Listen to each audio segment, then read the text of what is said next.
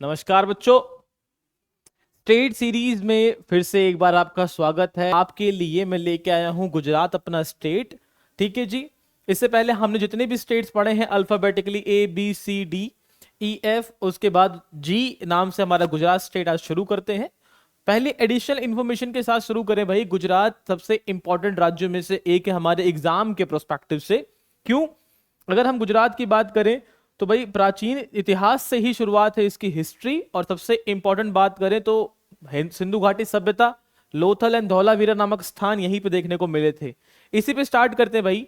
जब पहला राज्य बनाया गया आंध्र प्रदेश भाषा के आधार पर, तो अगली बहस ये हुई कि भाई सबसे बड़ा ऐसा कौन सा प्रांत है जो भाषा के आधार पर और दिक्कतें दे सकता है। तो 1960 के अंदर इन क्षेत्रों को दो हिस्सों में बांटा गया।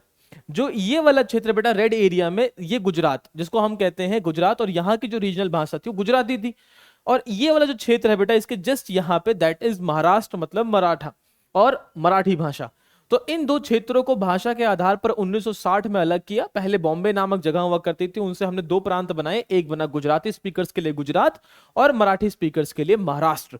ठीक है भाई। तो ईयर ऑफ फॉर्मेशन 1 मई 1960 क्लियर हो गया।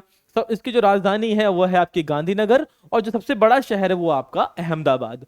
अब अगर हम इसके नेबरिंग स्टेट्स की बात करें कि गुजरात के पड़ोसी राज्य कौन कौन से हैं, तो यहां पे ध्यान दे भाई। एक तो इंटरनेशनल कंट्री अपनी पाकिस्तान, नो डाउट। उसके बाद राजस्थान दूसरे नंबर पे। तीसरे नंबर पे बेटा आपको यहाँ मध्य प्रदेश दिख रहा हो। चौथे नंबर पे आपको महाराष्ट्र दिख रहा होगा। ये चार इसके बॉर्डर स्टेट्स हुए। 1 2 3 4 चार इसके बॉर्डर स्टेट, और एक इंटरनेशनल कंट्री जो है वो चौथी पाकिस्तान वाली। और उसके बाद अगर इस वाले क्षेत्र बेटा थोड़ा ध्यान देंगे यहाँ पे इन वाले क्षेत्रों में, तो आपको यूनियन टेरिटरीज मिलेंगी दादर और नागर हवेली, दमन और दीव। दादर और नागर हवेली, दमन और दीव। तो वही भाई स्टेट बाउंड्री राजस्थान, मध्य प्रदेश, महाराष्ट्र और UT territory of Daman Diu और दादर एंड नागर हवेली। और इंटरनेशनल जो बाउंड्री है वो है पाकिस्तान के साथ। बड़ी इंफॉर्मेशन की बात करूं तो इंडिया का इकलौता राज्य, या फिर कहूं इंडिया का नंबर 1 राज्य जिसकी सीमा सबसे अधिक किससे टच कर रही है, समुद्र से। दूसरे नंबर पे अपना आंध्र प्रदेश, तीसरे नंबर पे अपना तमिलनाडु। तो पहला ऐसा राज्य जिसकी सीमा सबसे अधिक टच कर रही है समुद्र से, वो कौन सा हुआ? अपना गुजरात।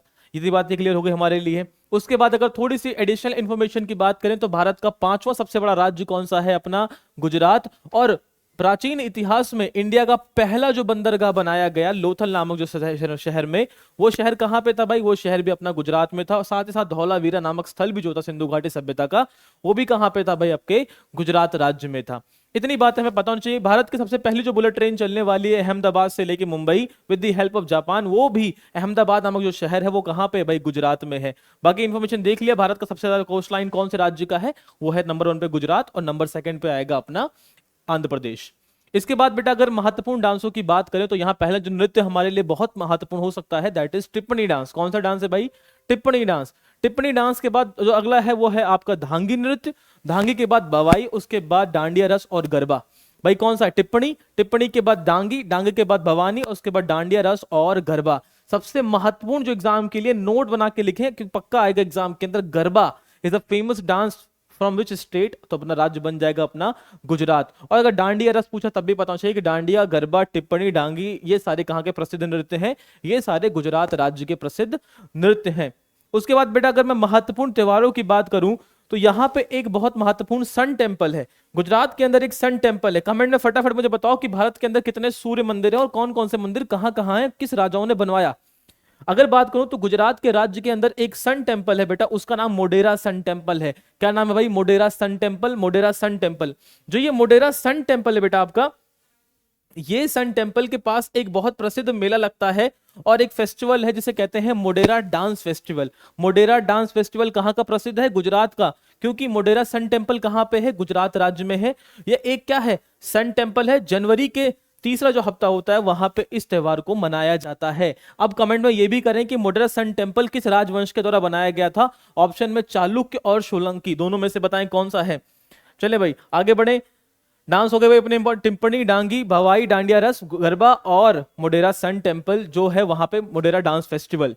अब बात करते हैं भाई यहाँ पे कौन कौन से प्रसिद्ध नेशनल पार्क हैं। पहला नेशनल पार्क बेटा ब्लैक बग नेशनल पार्क। कौन सा हुआ भाई? Black bug national park, black bug national park. दूसरा गिर नेशनल पार्क। भाई सबसे महत्वपूर्ण राष्ट्रीय उद्यानों में से एक भारत का गिर नेशनल पार्क। महत्वपूर्ण क्यों? क्योंकि यहां पे बेटा इकलौता ऐसा भाई नेशनल पार्क है ये भारत का जहां पे आपको क्या देखने को मिलेंगे, एशियाटिक लायन। एशिया में जो शेर पाए जाते हैं वो आपको केवल भारत के अंदर कहां देखने को मिलेंगे, गिर नेशनल पार्क में। किस राज्य के अंदर, गुजरात राज्य के अंदर। Concept clear. उसके बाद marine national park gulf of Kutch, Bharat का पहला समुद्री राष्ट्रीय उद्यान जो बनाया गया था वो गल्फ ऑफ कच्छ गुजरात राज्य में बनाया गया था। ये भी एग्जाम प्रोस्पेक्टिव से बहुत इंपॉर्टेंट हुआ। उसके बाद वंसदा नेशनल पार्क, भाई वंसदा नेशनल पार्क तो 4 राष्ट्रीय उद्यान हो गए, ब्लैकबक, गिर national park, marine, gulf of Kutch, उसके बाद वंसदा नेशनल पार्क। बेटा रामसर स्थलों की बात करूं तो यहां पे खिजादिया रामसर साइट है, नाल सरोवर है, थोल लेक है और वदवाना लेक है।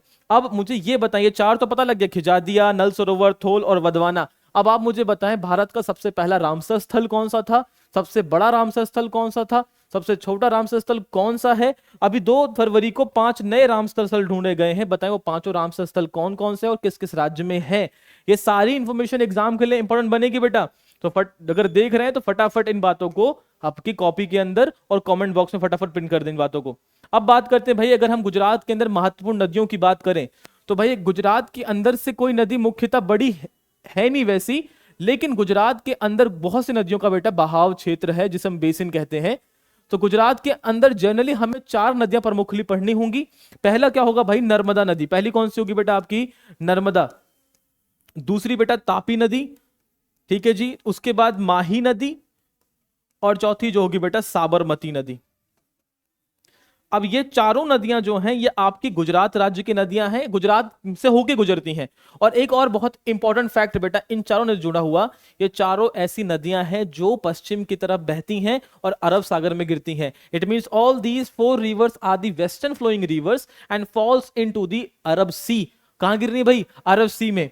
अब अगर एक एक तथ्य की बात करें किसी रिवर्स जुड़े हुए हमारे एग्जाम में क्या बातें आ सकती हैं, तो भाई फटाफट स्क्रीन पे ध्यान दें, सारा कंटेंट आपके लिए यहाँ है, बस पढ़ना है, नोट डाउन करना है और एग्जाम में टॉप करना है।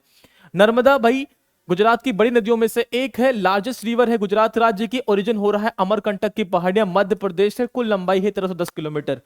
प्राचीन काल में इसको रेवा नाम की नदी से प्रसिद्ध थी ये बेटा, ठीक है जी। और कपिल धारा नामक एक जल प्रपात है, इस पे बना हुआ है। अब बेटा अगर मैं आपसे क्वेश्चन पूछूं कि नर्मदा पे कौन कौन से बांध स्थित हैं, 4 बांध है भाई। सबसे प्रसिद्ध बांध है सरदार सरोवर, ओमकारेश्वर, इंदिरा सागर और बरगी बांध। अगर नहीं कंटेंट दिख रहा तो उसको नोट डाउन कर ले भाई कॉपी में, कौन कौन से भाई, सरदार सरोवर, इंदिरा सागर, ओमकारेश्वर और बरगी बांध, चारों किस नदी पे है, नर्मदा नदी पे।